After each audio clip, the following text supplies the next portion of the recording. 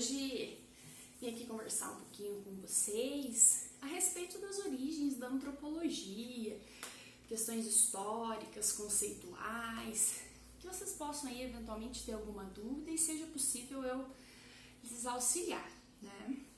Bem, a sociologia, quando a gente vai pensar assim,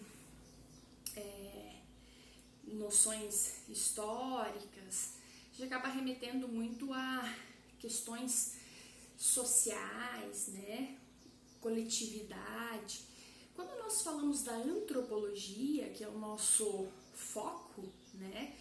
Hoje, né? Nós pensamos ali em questões muito mais relacionadas à figura do ser humano, tá? Ao indivíduo enquanto pessoa, enquanto sujeito de um núcleo social, tá?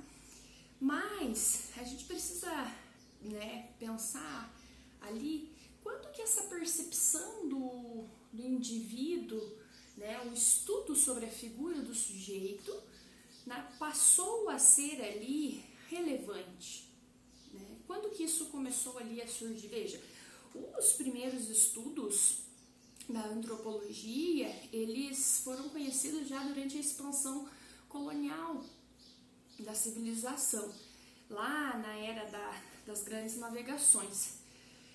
Diz, né, se a doutrina que o foco principal dos estudos da antropologia foi no momento ali do capitalismo mercantilista, mas é uma questão ali bem interessante, porque nós temos um livro ali do Thomas More que fala sobre questão da utopia, por exemplo, ele é um livro de 1530, por aí, 1516, né? Não me falha a memória.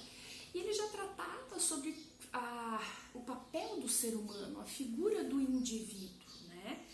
Então, quando nós pensamos nesse sentido, né, verifica-se que há estudos já um tanto quanto antigos, tá? As relações, elas já eram estudadas há séculos, como por exemplo quando nós falamos aí em relações de parentesco, discussões com fins religiosos, manifestações de religiosas, comportamentos diferentes entre cada grupo, né? Porque é muito difícil nós falarmos num padrão cultural num universo como o nosso. Se a gente for pensar na sociedade brasileira, nós temos padrões de culturas diversos. Isso está ligado aí ao comportamento cultural daquele grupo que colonizou determinada área, trazendo influências ali regionais propriamente. Se nós pegarmos a região sul no nosso país, ela tem características muito diversas da região norte. Ou mesmo do sudeste, nós temos peculiaridades diferentes em cada uma dessas regiões. Essas manifestações, essas diferenças, né, na forma de se verificar ali as colonizações, as características de cada povo, ela determinou uma necessidade de se estudar melhor isso, né, observar as estruturas, né, que compõem cada povo, a dinâmica dessas estruturas. É claro que essa necessidade de estudo, né, a gente falou aqui de Brasil, ela surgiu muito antes, tá? A gente fala dessa necessidade de estudo, pessoal, quando nós falamos ali já da Europa, nessa fase de expansão, né, mercantilista, das grandes navegações, né? Nós trazemos aí paralelos atuais apenas para a questão de compreensão, tá bem? Os navegadores, né, nessa época antiga, eles traziam muitos relatos sobre como que era a forma de vida daqueles grupos que estavam em outras regiões do mundo.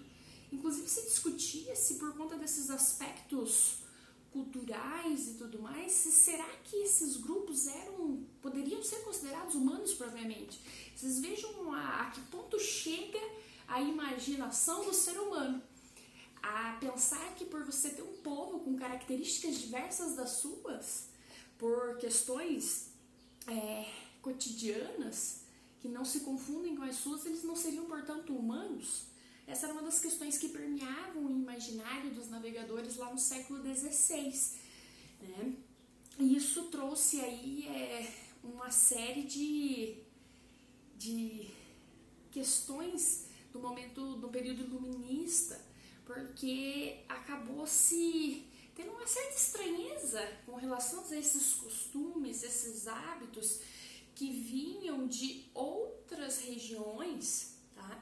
Passou a se ter uma discussão aí que adentrou no próprio racionalismo, né, da comunidade europeia, tá? Havia ali uma propagação de crenças religiosas que passou a ser discutida nesse contexto, tá? Passou-se a pensar-se questões muito mais além disso tudo, tá? Muito mais amplas por fatos atrelados a essa nova vivência, tá? O ponto ali passou-se a abranger as formas de organização, tá? O ponto quando se teve essas expansões, né? Como que esses povos desses outros locais, dessas outras comunidades, elas se organizavam? Porque não se tinha forma de Estado propriamente lá, tá? É nesse contexto, né, que a gente tem ali o surgimento propriamente da antropologia, tá? Nesse período ali de expansão das navegações, o poder público dos estados europeus ali começa a querer organizar a figura de um Estado, né, chamando ali ele de Estado moderno, e isso faz fomentar questões relacionadas à figura dos indivíduos propriamente, tá? Quando a gente começa aí a aprofundar um pouco mais essa questão da origem da antropologia, inclusive, alguns autores, eles discutem questões aí variáveis, porque ela é uma ciência um tanto quanto antiga, ela já tem traços antes mesmo do século XV, só que foi ali no século XVI que ela se solidificou propriamente, né? Isso é um tanto quanto curioso, porque a figura do ser humano e os estudos sobre a espécie humana, né? Essa literatura antropológica, vamos assim dizer, ela ultrapassa essas perspectivas do século XVI, do século XV, né? Mesmo ali chegando ali mais recentemente, século XVIII, né? Só que, em que pese todas essas questões, costuma-se dizer que ela se solidificou principalmente com os estudos realizados pelo Montesquieu, pelo Durkheim, né, autores que têm um papel muito importante, né, até mesmo na sociologia, tá? Um papel importante em vários estudos sociológicos, mas tem uma grande repercussão no cenário da antropologia. Aí eu destaco para vocês alguns outros autores, como o próprio Thomas More, o Mauss, o Fraser, que são alguns textos aí um tanto quanto relevantes, tá? As obras desses autores, elas se direcionaram efetivamente a investigar a análise propriamente de perspectivas de organização social, política, econômica, crenças religiosas, tratando disso como questões corriqueiras, cotidianas, do dia a dia do indivíduo, tá? E esses autores, eles se dedicaram também a estruturar as dinâmicas cotidianas.